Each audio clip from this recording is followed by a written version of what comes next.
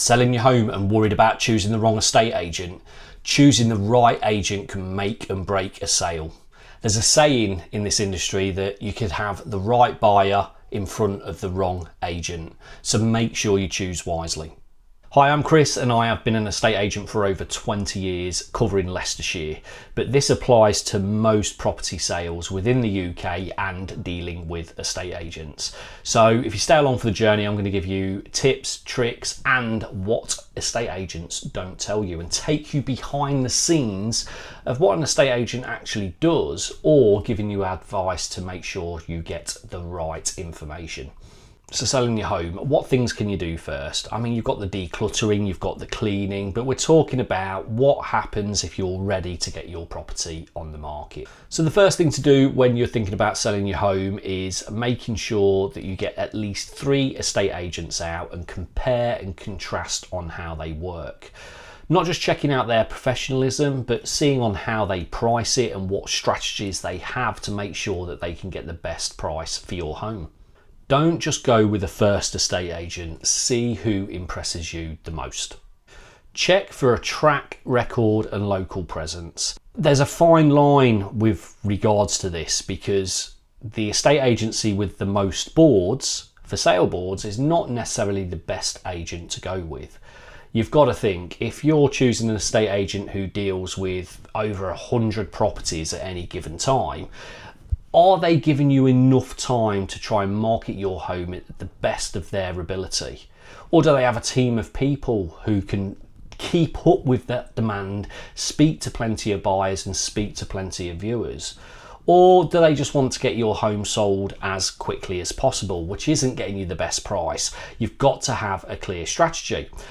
But choosing an agent who has local expertise and local knowledge is worth going for, because they're going to know the area really well. They're probably going to have the right kind of buyers on their database, and they're probably going to be able to value your home a lot better than someone who isn't in the area. One good question to ask when you're asking about expertise and also how good they are with their pricing, it's worth asking them what they achieve percentage wise compared to the asking price that they put it on the market for. If it's around 90%, alarm bells are going to ring. You know, they are putting the property on for far too much money, which isn't going to get the best price for your property. But if you've got an agent that's 96% plus, and there's some agents out there that are getting over 100% of asking prices, especially relatively new agents that have been around for 4 or 5 years. So ask them what they are achieving. So the next tip is read reviews and get recommendations. Reviews will give you a good indication on how many transactions they are actually doing and what people have said about them and their expertise and what kind of hand-holding they've been doing during the sale. What you have got to be careful of is, though, with reviews, no estate agent is going to ask for a review from a disgruntled customer. So a lot of these reviews that are given for estate agents are usually asked for from the estate agent themselves. But that does mean and show that they're doing a good job. A lot of estate agents out there are over 4.5 stars, but if they've only got 1 or 2 reviews, you've got to question it's not their mum or dad that are leaving those reviews. If they start going into the 50s, 100s, 200 reviews, it just goes to show that they really do look after their clients and hold their hand through till the very end. Also, ask for recommendations. Personal endorsements are gold. Also, look at verifying their credentials and professionalism. Make sure the estate agent that you choose is registered with some kind of ombudsman, so you know if anything does go wrong with the sale of your property, you've got some backup and someone to talk to with regards to that practice. If they're not registered with any ombudsman, I would be very cautious on moving forward with them. This is an industry where anyone can join, anyone with any kind of grades that they got from school can be an estate agent. So you really do need to check who you're getting out at your home is professional and the credentials are there. Evaluate the estate agent's marketing strategy. A great estate agent will showcase your property brilliantly. They will get professional photographers in. They will get videographers in. The best thing to do is have a look on the likes of Rightmove and Zoopla and look at the photos. Who's marketing property the best? Also look at social media too, because that really is making a difference at the moment with buyers looking. Rightmove and Zoopla, for example, are very much an order taking service where social media can get out to buyers that are not necessarily looking for your kind of property, but will spend top dollar for your kind of home if it does stand out. So do check local agents' social media feeds too. And you also need to find out where else they're advertising. There's some agents that will just advertise on Rightmove, and there's others that will just advertise on Zoopla. But you have Rightmove, Zoopla, onthemarket.com and many others. So really do find out with where they're advertising.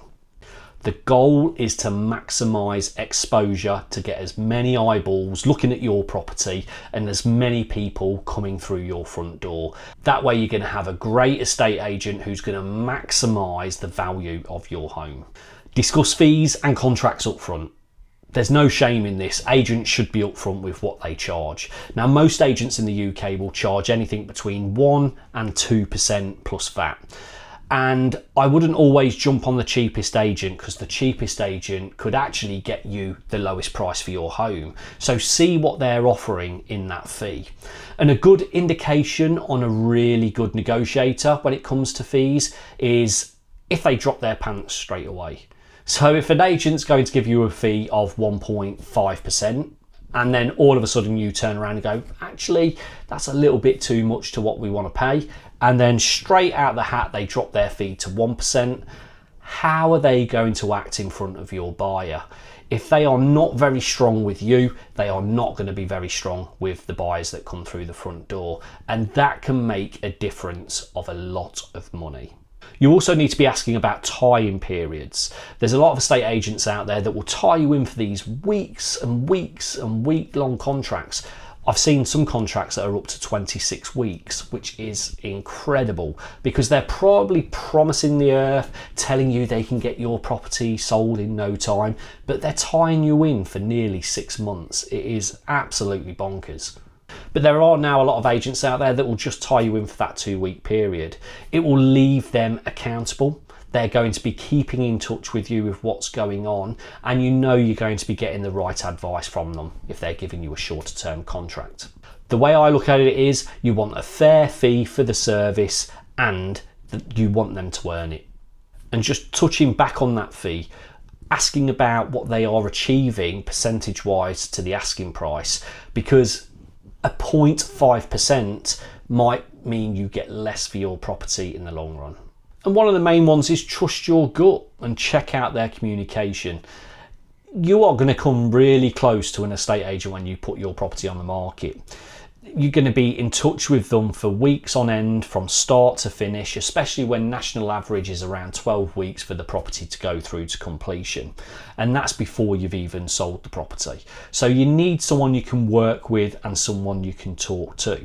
You also need to make sure the person who's coming out to value your home is actually the person who is going to be dealing with you from start to finish. Now, if you've got a home that's slightly unusual and you have a valuer come out and give you advice on your property, but it's actually someone sitting in an office that's selling your home that's never been in the home before, are they really giving the greatest advice to that particular buyer? Or are they missing the buyer in the first place to send them around your home? And pay attention to how clearly and well they explain any questions you've got for them. An estate agent who installs trust is worth their weight of gold in a transaction like this. I hope you found these tips helpful, and if you did, please hit that like button and make sure you subscribe to the Savvy Homeowner for all new video content with regards to selling your property in the near future. If you have any questions about moving home at all, make sure to drop a comment below and I'll answer them as quickly as I can. Good luck with your sale, and here's to the next episode.